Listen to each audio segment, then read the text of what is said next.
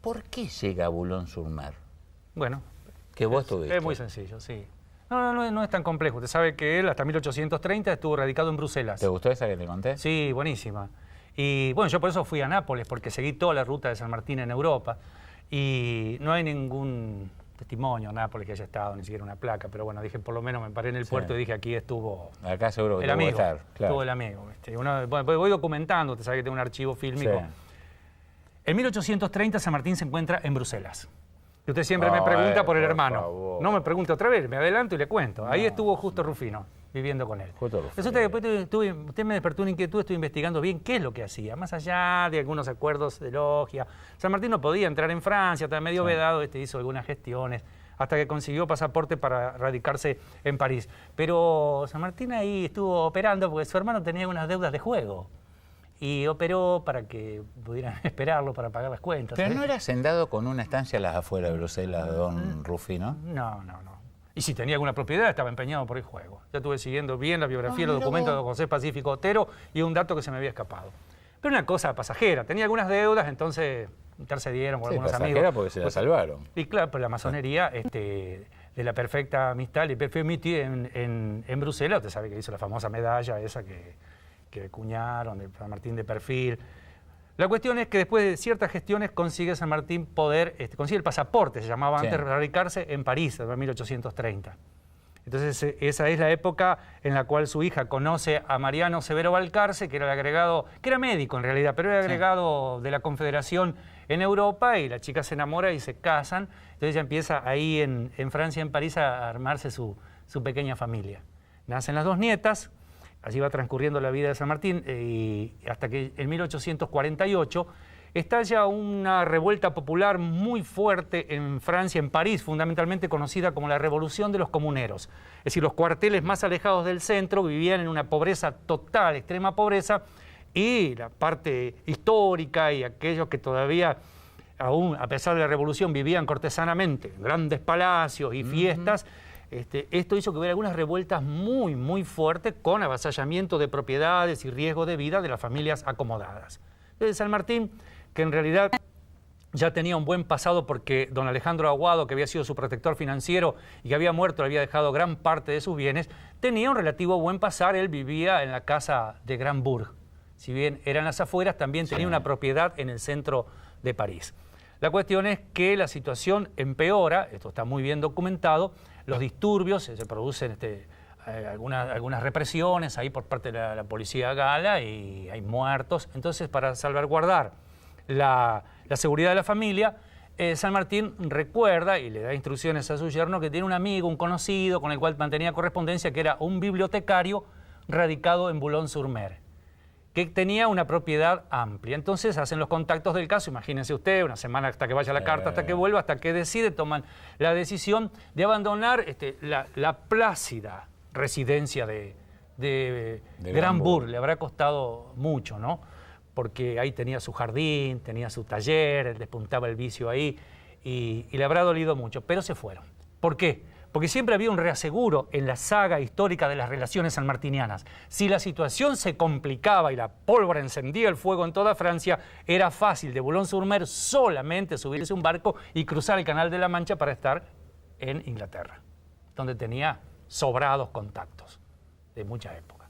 Es así que llegan entonces en 1848, en marzo de 1848, a Boulogne-sur-Mer, y en la casa de este señor, don Alfred Gerard, se alojan. Casa de planta baja y 2 pisos. El señor con su esposa, no tenían hijos, se van a vivir a lo que sería el último piso, no el altillo, pero con una buhardilla muy bien acondicionada, por dar fe, pues estuve ahí un buen tiempo, y entonces la planta baja, todo el estar, el recibidor y primer piso de todos los dormitorios lo usaba San Martín con su reducida familia.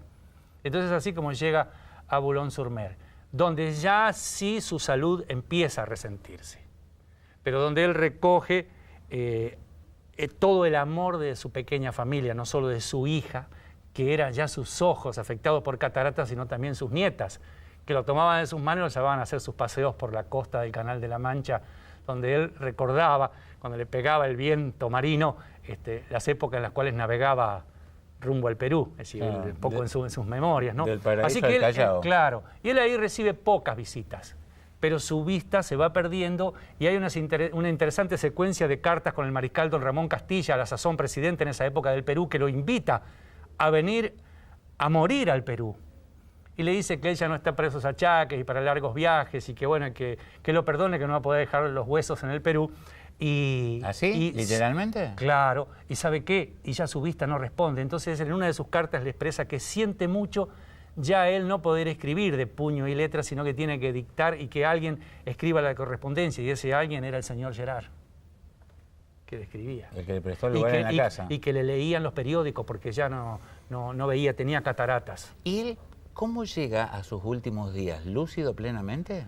Sí, totalmente. Sí, está comprobado. Sí. Inclusive el testimonio de don Félix Frías ha agregado una personalidad olvidada de la historia, pero que es de los grandes operadores políticos, económicos de la época, que era hombre de confianza de San Martín y que intercedía entre los negocios entre la Confederación Argentina y Europa, y Chile y Europa. Él dice que siempre le sorprendió la lucidez de San Martín, aún con las cataratas, ese porte, esa mirada que había inclusive asombrado a Napoleón, que conmovió a Juan Bautista Alberdi cuando lo conoció ya en el exilio en Francia. Todos hablaban de la mirada penetrante de San Martín. Y el mismo Sarmiento, que lo había visitado en Granburg, que escribe una relación muy interesante, habla de la notable claridad de pensamiento, cuando dice se encendía en su parquedad y empezaba a soltarse y a contar de las batallas y se acordaba los nombres de los oficiales, decía mis muchachos, y sorprendía totalmente, ¿no? O sea, una cuestión, su mente perfecta, es decir, sus dolencias iban por otro lado, ¿no? Sus dolencias iban por otro lado. ¿Murió tranquilo San Martín, Miguel? Sí, totalmente. Igual él acuña ahí sus biógrafos, o por lo menos su familia, te lo habrá transmitido con el tiempo su yerno, que estuvo tan cerca y al que San Martín amó y estimó tanto, don Mariano Severo Valcarce, mi hijo, le decía, que dice que en su momento, paseando por la costa del Canal de la Mancha y ya muy cansado, él le expresó, dice que sentía ya la calma. Ahí estamos en Boulogne-sur-Mer. Sí, la calma. Estas son imágenes tuyas, sí. Miguel, ¿eh? Dice, esta es la calma que me conduce al último puerto. Tengo que ir, ¿no? Si puedo alguna vez. Sí. Estamos en ese proyecto, ¿no? Porque en realidad creo que vale la pena estar allí. Es muy fuerte, le digo, muy fuerte, muy fuerte. Esa casa es museo y pertenece al Estado Nacional. ¿Esta es? Sí. En el 115 de la Grande Rue, en el centro de Boulogne-sur-Mer. Es muy fuerte. Y la verdad que es patrimonio argentino y siempre tienen matrimonios argentinos que lo cuidan. Usted llega ahí y la atienden argentino. Sí, los cuidadores siempre es un matrimonio argentino o una persona designada. Ahí están los horarios de atención. Es muy interesante. ¿Qué sentiste cuando entraste?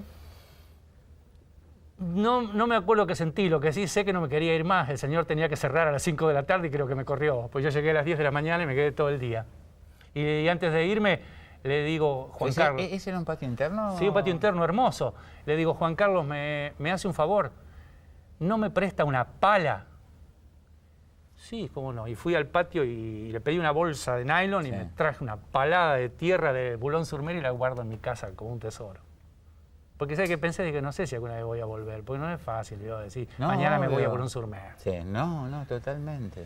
Y estas son fotos de época, ¿no? Sí, y hay un buen museo, bien recreado. Y ahora voy a hacer una última referencia que es impresionante. Es decir, la vida, cómo te da sorpresa de seguir hilvanando historias. Lo que decíamos de Cayetano Silva, le voy a dejar una referencia para la próxima vez que me invite, voy a venir con un video que lo va a sorprender a todos. Dele. Le quería decir lo siguiente, San Martín muere en el cuarto de su hija.